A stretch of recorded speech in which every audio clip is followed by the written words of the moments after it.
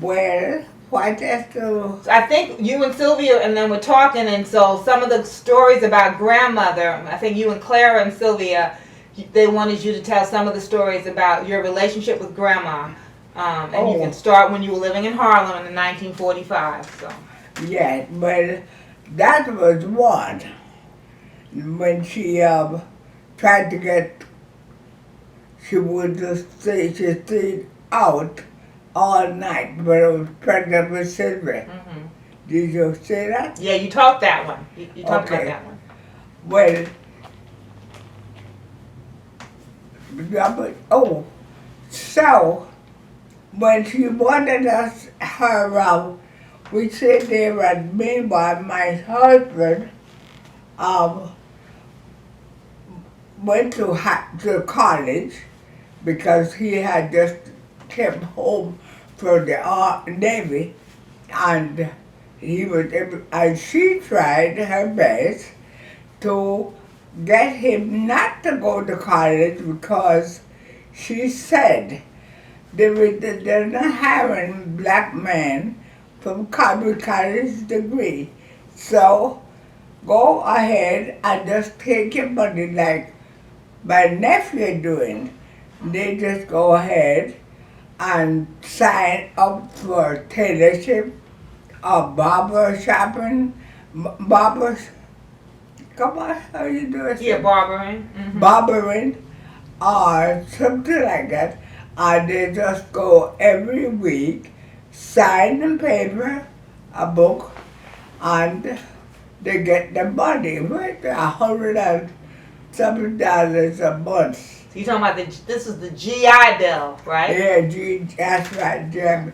So when she couldn't convince him to, she came to me and asked me, would I tell him? I said, no. He is going to college because he had to go to high school first. So he went to Robert Louis Stevenson High School, which is down on 14th Street in New York City. I said he go to college, to high school, and then when he finished with college, With high then school. I will go. Oh, gotcha. Okay. Those who got really mad at me because I was dreaming too. I thought, no, I'm not dreaming. We are going to go to college. So she gave that up. And but then the next thing she started that I got pregnant with my son. And next thing she said, we have got to get out of there because her house, her apartment, because Eula is her sister. Eula said, we are going to run her out anyway, have a lot of children on her. So she told us she wants us out of that place. So at the time, uh, my husband was working for Douglas Elliman, which is a real estate broker. And so, but before he did that, he started looking for a place. So we went up to the Bronx and looked at an apartment right where air train was elevated, and this apartment was lined up. Mm-hmm. So while we were in the apartment looking, a train passed by, and that thing was shaking like crazy. I said, let's go. I'm not going to live here. So that is when he went and talked to his boss, Dr. Sullivan, and told him that we had to get up. Meanwhile, I had Herman, which was, that was 1948. I had Herman. And the Secretary of State was Knox. Secretary of State Knox. And so Douglas Sullivan told my son husband that he would, if find a foreign secretary, could he get an apartment on in the project for us. So he did. And the president said to the secretary said, yes, have me to go ahead and pick what floor I want because that apartment was that building was not finished. And to pick the floor I want or the room name apartment. So I picked the second floor facing the yard. Okay, so we moved in while they were working the other working on the place. So we had that apartment which was very nice. It had 2 bedrooms and kitchen and living room and dining room in one. And so we moved in. And what was it? Where was it located? What was the complex called? Lincoln Project. Okay. It was called the Lincoln Project, and which you call the Blinken. Okay. Okay. I used to call it the Blinken, but I wasn't even born. Anyway, Lincoln. Called Milton was the Blinken Project. Okay. And that's in Harlem. It was also in Harlem, right? Yes. Okay. So we moved in the project, which was meanwhile, but that's before we moved in. That's right. Just before moving, she decided that she would sell Herman her sublease her apartment. That apartment, which she did, and he paid her. I don't know. Good amount of money, and he went ahead because we had what you call an ice box, and the ice box which you had to buy ice and put in the box, and you had about 2 shelves, and you put a basin underneath so that when the water drip, and you have to empty that basin every so often, or you have a flooded kitchen. So we fixed the apartment up. We bought Venetian blinds for the one window and throw rug for the rug and everything. So, but next thing we know, she came and said we had to get out of the apartment. Because she had left and went to down and went down south to live. But she came back and told us we had to go. That she wanted her apartment back. After she saw the refrigerator. That's why she bought the refrigerator and everything for the apartment. So he said, okay, just give us time to find a place. That is when he talked to his boss. Right. And the next thing we know, when we go in the project, she gets somebody's apartment again to her niece. And what niece was that? Sorry. Don't worry about it. I can't think of her name right now. But anyway, her husband was so fat that When he died, he couldn't walk. He was so fat. They had to take him to the window Oh my gosh. and take the window out. Oh my goodness. This was her niece's husband? Huh? This was her niece's husband? This is the least with these apartment where we lived in. Cause she charged me $11 a month to live in that apartment. And my husband has sent from all my sheets, applications, and the dresses, maternity dresses that I had. And the next thing I know, she said to me, why we send her clothes to the Chinaman to be washed. Mm-hmm. And the next thing I know, she had take my sheet and send my sheet to the Chinaman that she uses. And the next thing I do, she took all of my sheets because she said, "Gee, it's mine because it has my number on."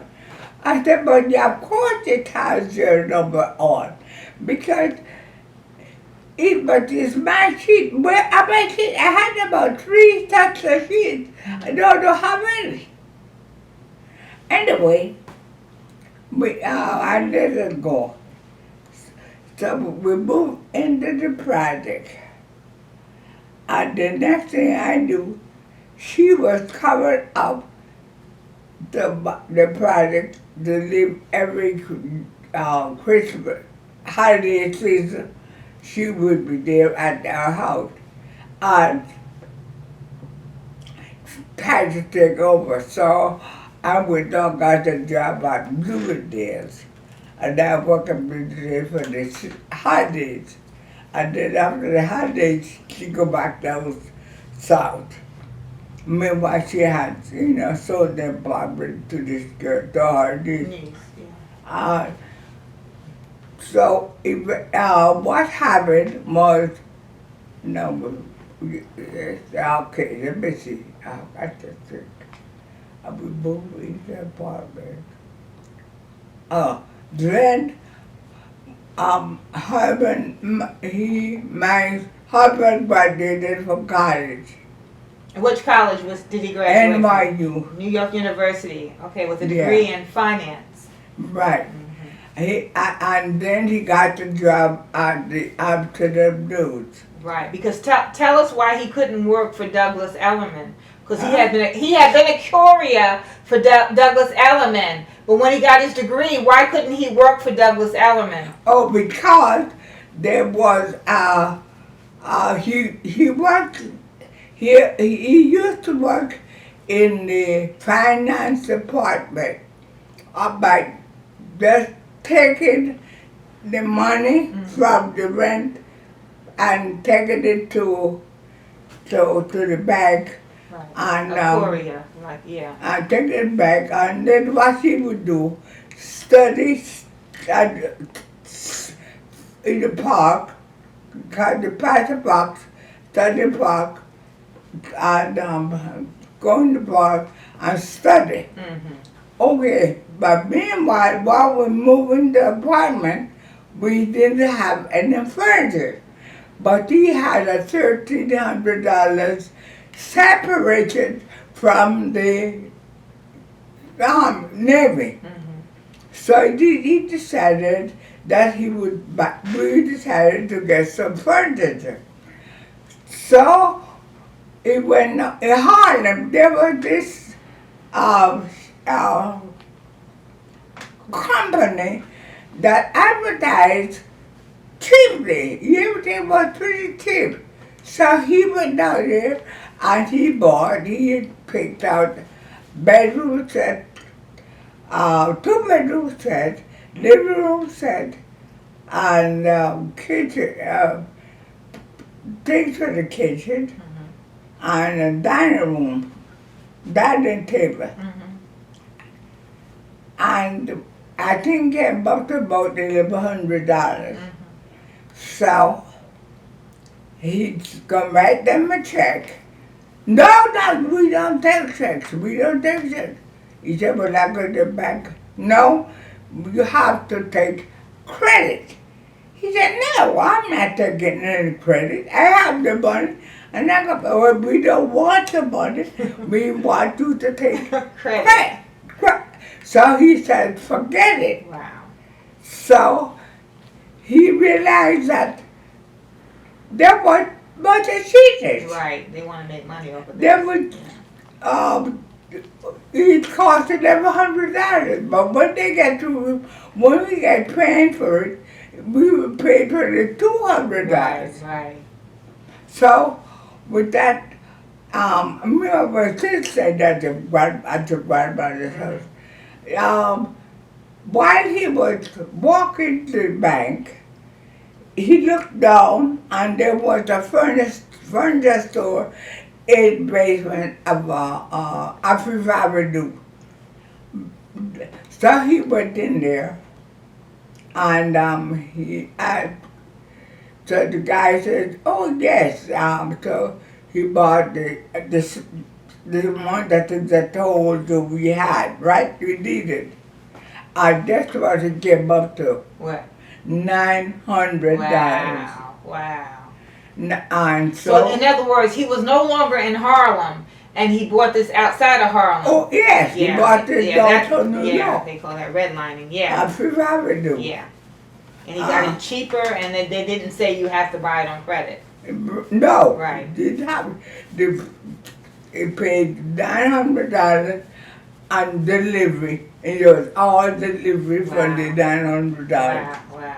And matter of fact, that that stand over that corner is still wow. You still have that. This Okay. this And the and dresser. this Right, back here. that it was still from 1948. That's amazing. So Clara brother came here one day and said, how are these furniture? I said, I'm about 60 something years old. Does it take your time to draw them out? I said, why? Nothing wrong with them. Good quality pieces of furniture. So anyway, You were talking about why Dad couldn't work for Douglas Elliman. He already was a Oh, curator. yeah. Why couldn't he work So, when he got his yeah. degree? so he was, when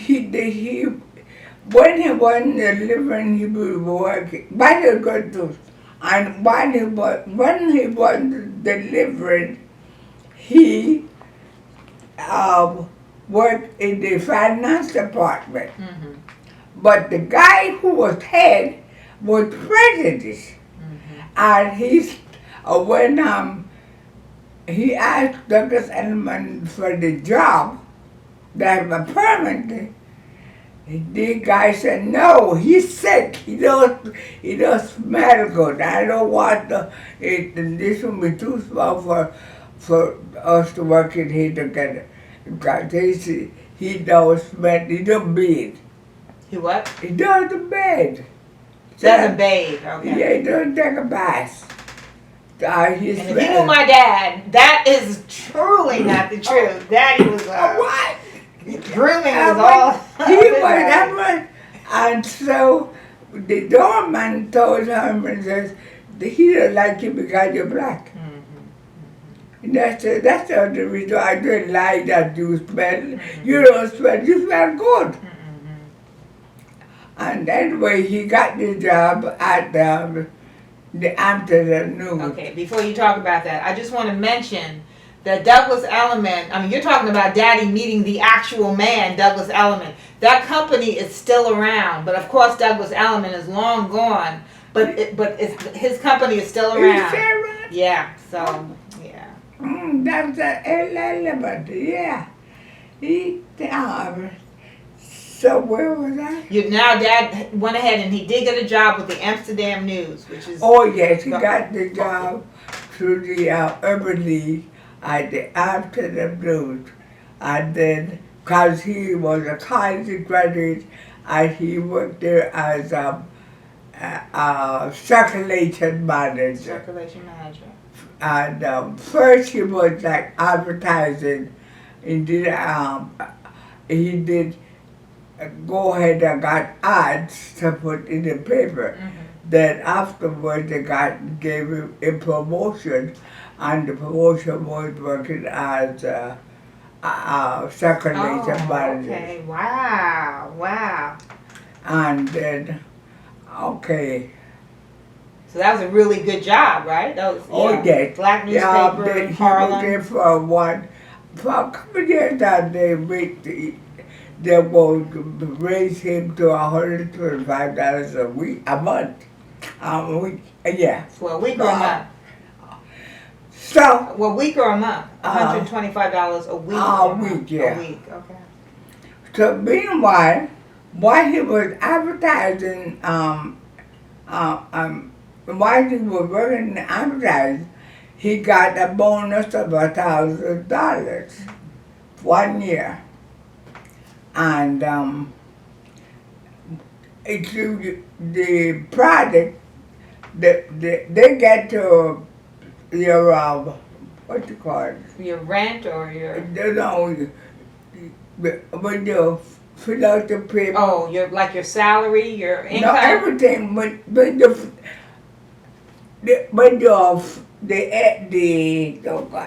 the thing off. Get my, when you, income tax. Okay. Turn it back on. When you have filed income tax, it goes right to the product name of it. So they know how much your salary is. They know how much you make. Everything that happened. So he got the bonus for $1,000, and this card says next year if you get another bonus $1,000, we are going to raise your rent to $100 a month. But meanwhile, we were paid $42 a month.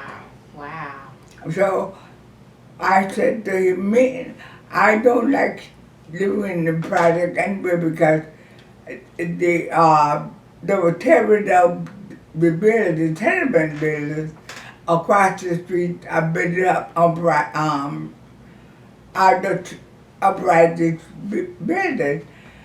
There was a lot of homelessness men and they would turn them out in the street.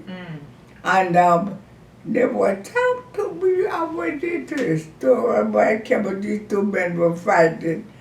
They were fighting like crazy. And one was holding the other one so tight he could bucket him till his eyes fell out. Then I told her, I said, we gotta get out of here. Yeah. We cannot have our kids put up in this place. We got to go. So he agreed because for one thing, we were not going to be $100 for the same lousy apartment. Right. Meanwhile, before that, I was in the kitchen, I saw things falling on top because my kitchen was right over the entrance. And I saw things falling from top. And I looked, I said, what the things falling down on the awning? So I decided to turn off my flat and go up and see what it is. I went on the 14th floor, that was the end of the floor. Guess what? 4 of the boys, Herman, Cece, John, and another one, take a turn holding each other up and throwing things over on the. When I just a word. I said, Lord, because I had to tie up. Right. Somebody was holding. Yeah. I said, give me strength. Let me handle this way that nobody get nervous and Drop somebody. drop the 40 floor. Oh gosh. So I walk up quietly and put this boy off down. And then I said, what's wrong with you kids? You lost your mind? 7 years old, you will start pull somebody up because you see, they had an embankment high about this high, higher than the board. Okay. And Wow. so they had to lift the one by the feet, hold him by the feet, or he leaned over and throw things down. Well, I said, come on, let's go. And I took them each to their home. I told them about what happened. And each of them got a gold with it. And believe me, you, they never go on that. Did Herman get a big whipping too? Ooh! Yeah, I'm gonna get a big one. Because everyone that I thought, and I talked to him, I said, don't do that, is very dangerous. Why do you do that? How would you feel if somebody fall? If you make a mistake and put the guy overboard? He's 14, serve it down. But anyway, right after that, so we decided to leave the project because he wasn't going to pay the $100 a month. So we first he started looking for apartment, and he went to Staten Island. And I said to him, I am not moving to Staten Island because once the Hudson gets frozen, you are stuck. And you working in the city. How are you going to get back to Vermont to work? Anyway, he said, oh, but they have ways, the bridge has been built in. They have ways. I said, but you have, I said, well, I'm not going with you to look at no house. So he got my Timothy, my brother, and they went. I said to him, get back by 4 o'clock because she is a reciter, and she do like he tear down, so sing and dance. So I've been back before 4 o'clock. When he did back until 9 o'clock at night, Oh my goodness. and he said, you are right. There's no way you could get out of the island, and we be there in the hustle, the cracking ice for the barge to go through. Goodness. Yeah, so, okay, that was all. The next thing he came with, you see, he was advertising manager, Circulation manager. and he saw all the ads. Next thing he saw was this house up in Croton on the Hudson.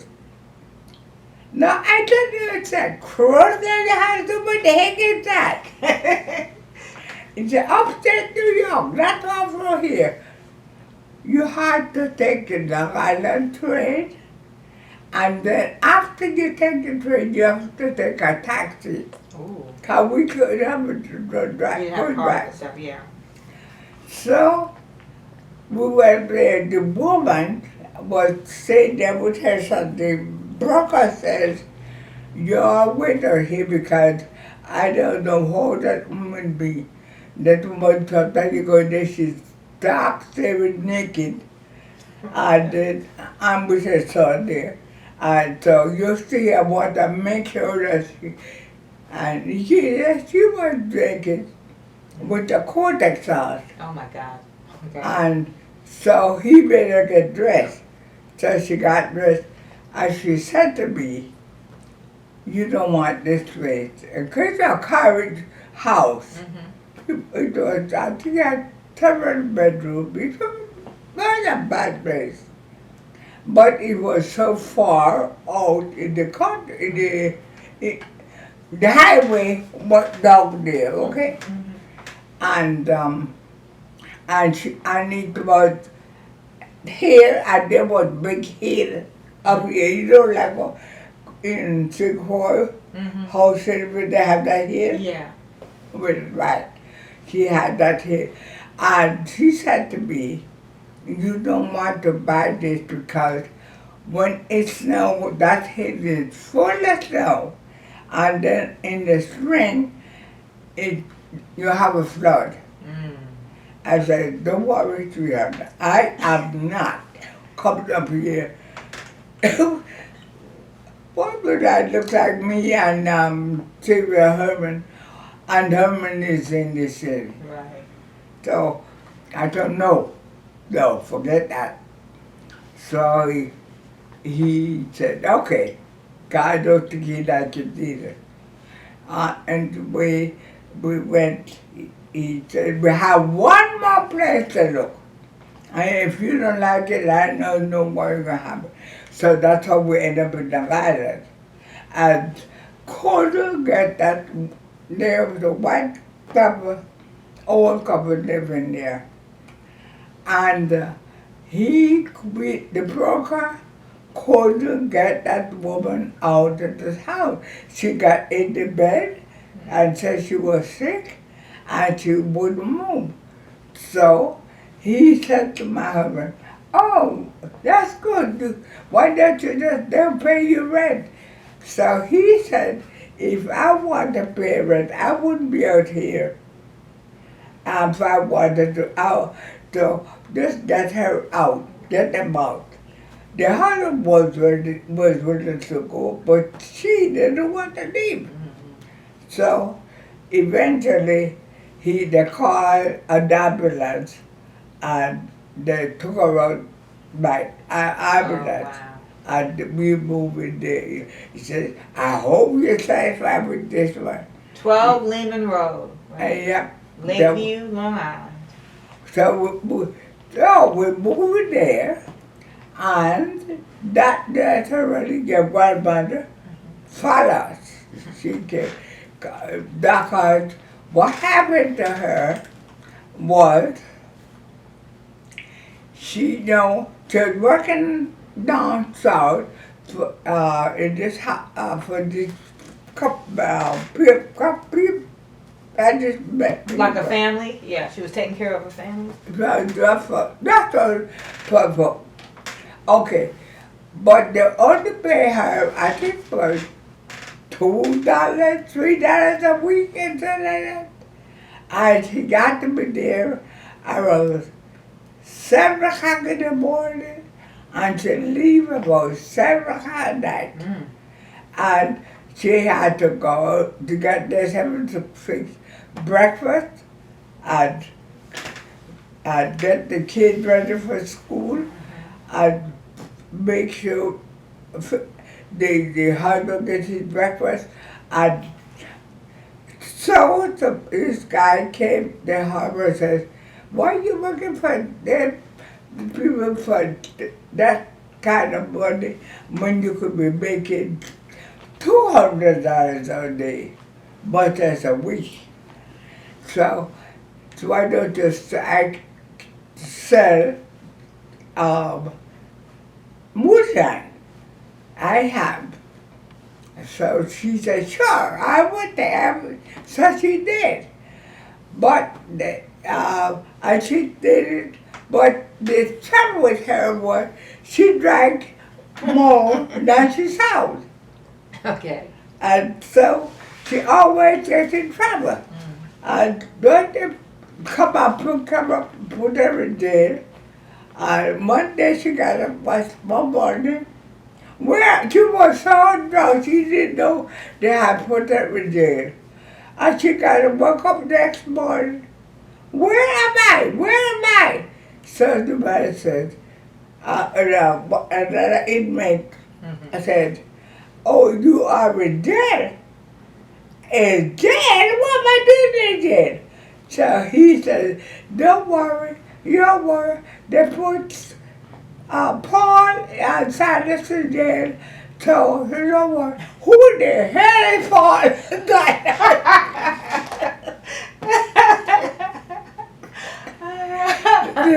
So, so with that, her brother said to her, Herbert? huh? Which brother? Herbert? Yeah, Gardner. Gardner, okay. Gardner is her. Gardner said to her, you better let your son take it by, because every time they pick you up and put you in jail, the fine is high and high, and they can make that fine so high that you won't be able to pay. And so, put the property, and they want this property. That's the reason why they keep harassing you. So, put it in your son's name. So that's what she did. She put it in her, she sold it to him for $2. And that was his. And then she said they were because the last thing after the guy came, Miss Ali, I need a drink. And she just kept telling the guy was a fix. They said the revenue man sent him there. Yeah, it was a setup. And I don't have any. What do you mean you want a drink? Go to the store and buy go up there, Augusta, I get your bottle. No, I want a moonshine. I want. And so he kept on talking to you want to drink somebody else. She wanted one. So she gave me a drink. I went to report it. The revenue man stepped in. The revenue man? Huh? Who? The revenue man? Yeah. Stepped in and grabbed the bottle. But he grabbed the messenger that was full of moonshine. She bit his hand. And so when he bit his hand, he had to drop the bottle. Right. So he had no, and then she took off. And so he had no evidence. And they ran up. Did you say she ran in the cornfield? Huh? Did she run in the cornfield? Yeah, she ran in the cornfield. And they looked, she said she prayed that they wouldn't step at her. Because she laid down in the cornfield.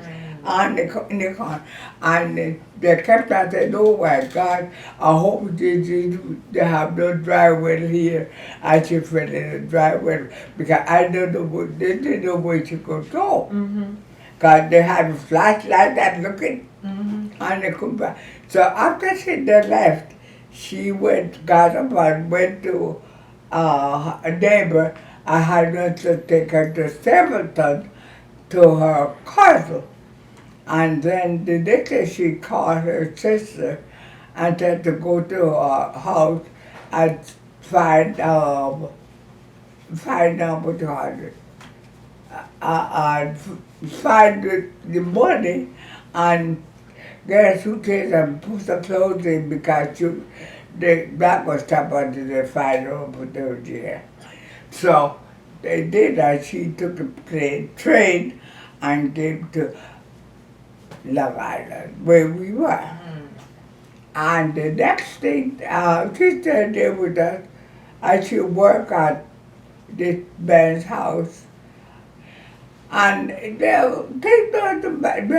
didn't go to work, I went to A&S. First, then after this year, I went to Macy's. And then I worked with Macy's or A&S. And then her brother died. And who died? John. Okay. John. You gotta be specific. Okay. John died. And when I went down to that, suddenly her sister wrote her and told her, and she said she would like to come back to me, but the sheriff said if she put her foot in red, she could end up in jail. So Sally went and talked to the sheriff and I beg him to let Auntie come back. And So, what's the name of the sheriff? Charlie Brown. Charlie Brown. Okay.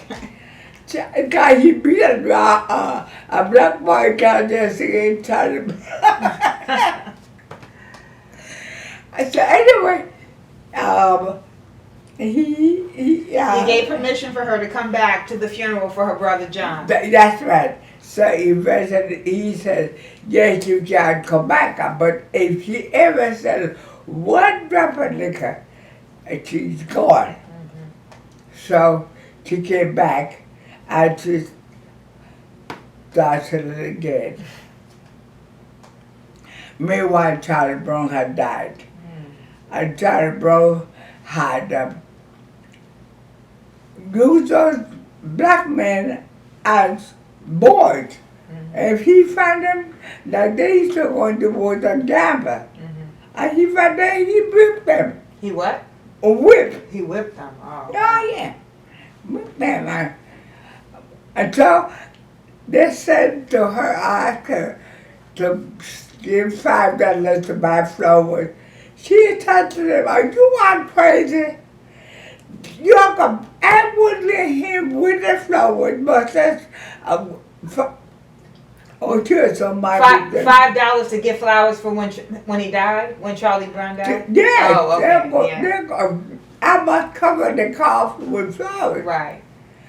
That, they wouldn't matter Charlie Brown had no respect for. Right.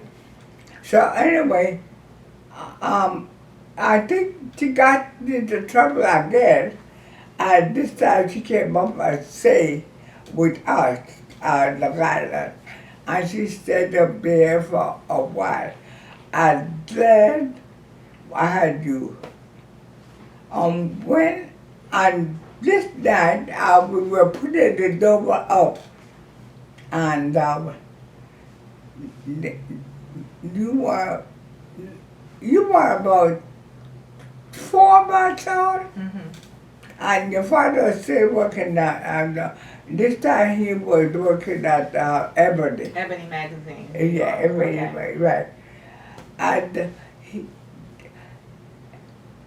And I used to make coffee, use the coffee pot that had a timer, and the timer in the coffee would come on, and then the Sylvia and Herbert and make oatmeal for them. But I didn't sleep because you would keep me up all night. So Herbert got up and said to me, close the door, and says, you let her to get sitting, baby sleeping. You try and get some sleep too. I said, okay. No. So I laid on there because I have coffee make, and he said the kids can have cornflakes or some dry cereal. They don't have to have oatmeal because it was cold, you know? So I was laying down there going to sleep when the grandmother busted the house. Get up out of that bed and go fix your husband a breakfast. I said, please get out of here. Please get out of here. I said, get out of the bed. I said that. I got him. I said, Herbert, talk to your mother. I said, my door is closed. It didn't have a lock. Mm-hmm. My door was closed, and she busted in there. I told me to go feed you breakfast. No, you don't eat breakfast in the morning here. He said, oh, don't pay no attention. Go back to bed. So I go back to bed. Rather than attention. She busted in the room again.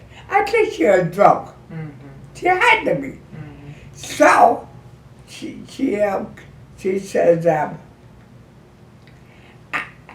said, this one make your husband breakfast. I said, get out of here. I said, Herbert, talk to your mother. Oh, don't pay no attention.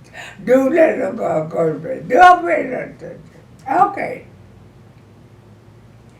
She got one more time. I said, listen, get out of here. Just get out of this house.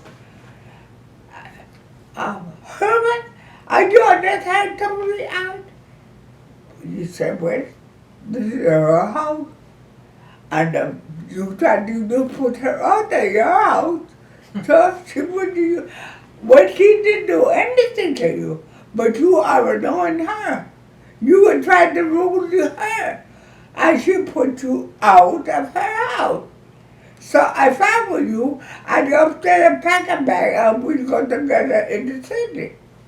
Where am I going? You should have thought that much before you start to take over, okay? But I think you can go. I will take it to Euless. So he took her out to the house, and he had to come with his coffee, and he took her out there. But then that night, it took Akili come home.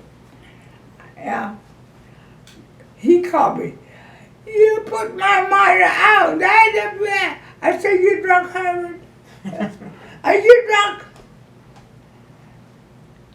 I'm not drunk. I ain't coming back there no more. I ain't there. I said, okay, whatever you want to do, you do.